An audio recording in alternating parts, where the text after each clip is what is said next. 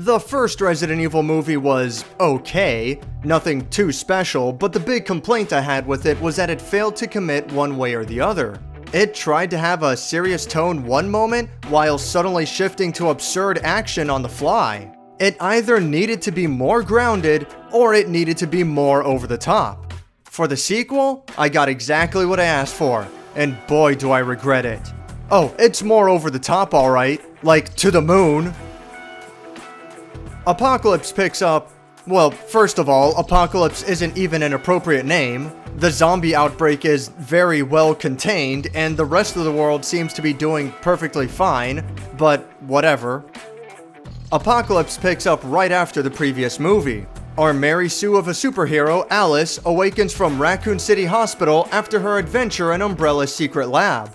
During her coma, Umbrella scientists went down there to figure out what went wrong, only to accidentally unleash the zombie horde onto the city, resulting in a massive lockdown. Alice teams up with Jill Valentine, a former member of STARS who was disgraced for trying to convince everyone that zombies are real. A few other survivors join the ranks, including Mike Epps. Why? I mean, he's okay, Next Friday was pretty good, but what the hell is he doing here? Shit! Maybe I was safer outside. Get them guns out of my damn face. Motherfucker, please, look. My shit is custom.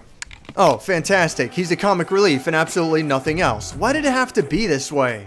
The crew makes a deal with an Umbrella scientist over the phone to get his daughter and the main characters out of the city, later on bumping into Carlos Oliveira as well. Meanwhile, Umbrella has also released their latest experimental monster, Nemesis, using the chaotic Raccoon City as a testing ground to gather combat data. There's Jill, Carlos, Nemesis, and the Raccoon City streets.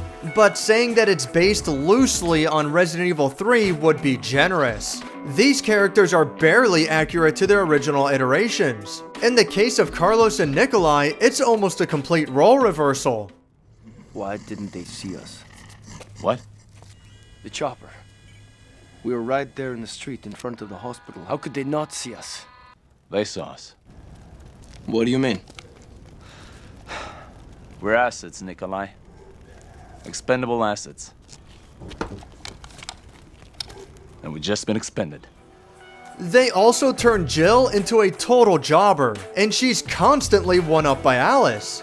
Jill gets one positive scene towards the beginning of the movie, where she's headshotting zombies in a police department. But after that, it's one embarrassment after the next. She fails to take out a trio of lickers, at which point Alice rides in on a motorcycle and efficiently kills all three. Oh, I'm sorry, I didn't realize this is Devil May Cry. This isn't too far off from the later CGI movies, but at least multiple characters were in on it, as opposed to just the director's wife showing off how cool she is. Oh wait, he didn't actually direct this one, I can't use that joke. Still, it's ridiculous that Alice comes in and cleans up everyone's messes without breaking a sweat. Why are all these other characters even here?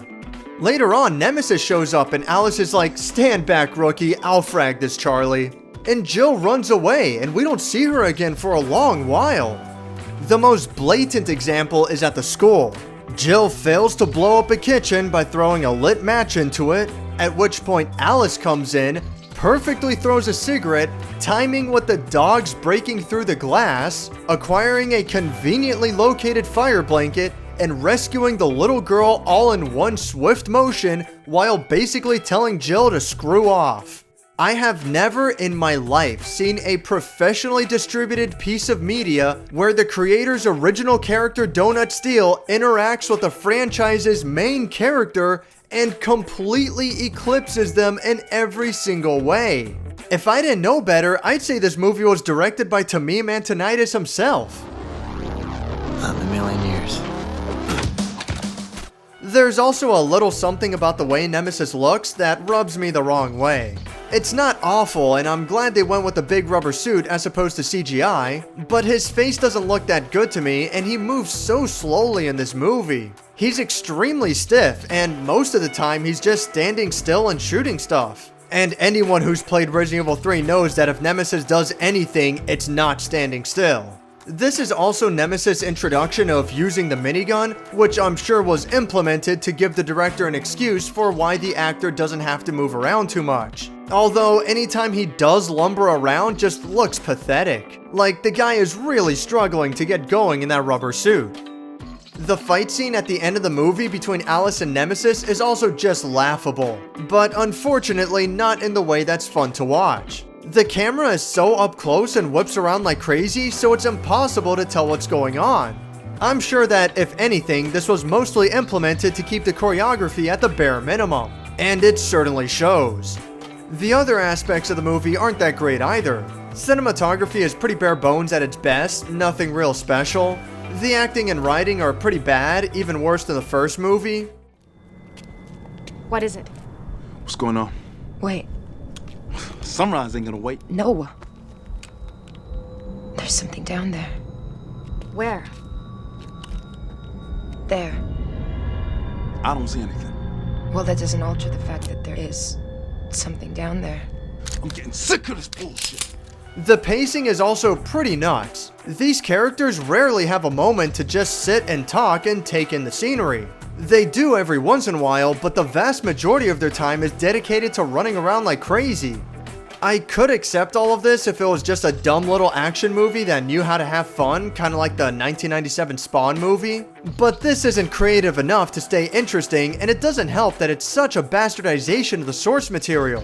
The characters are weak, dull, and boring. All of them. Naming the umbrella scientist Ashford wasn't clever, and giving him a tragic backstory is nearly pointless. The story is stupid with some little backstabbing twist or something towards the end, and the action is so poorly choreographed that it's not fun to watch. They even made Nemesis into a tragic villain, which ties into the ending of the first movie, but that doesn't make it any less idiotic. Not to mention the story uses really lazy writing to set him up as this super powerful monster. What do we have? Dozen armed men, well organized. I'm surprised there's anyone left alive. They're stars. Special tactics and rescue squad. They're the best. Fire! Let's see how good they really are. Altering protocols.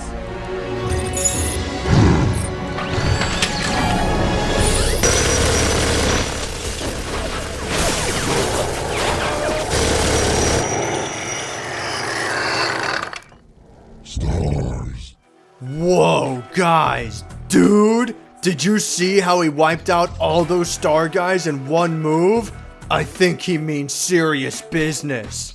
I don't have a whole lot else to say about this, it's just stupid and bad.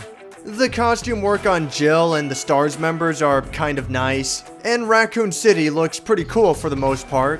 But I don't know what the hell was the point of showing police officers arresting zombies. It was obviously supposed to be some little comedic moment, but it's so stupid. If the action was at least fun to look at, then that could have been the saving grace, but no, you can't see anything half the time. And even if you could, it's just Alice dunking on everyone for the whole movie. It's worthless.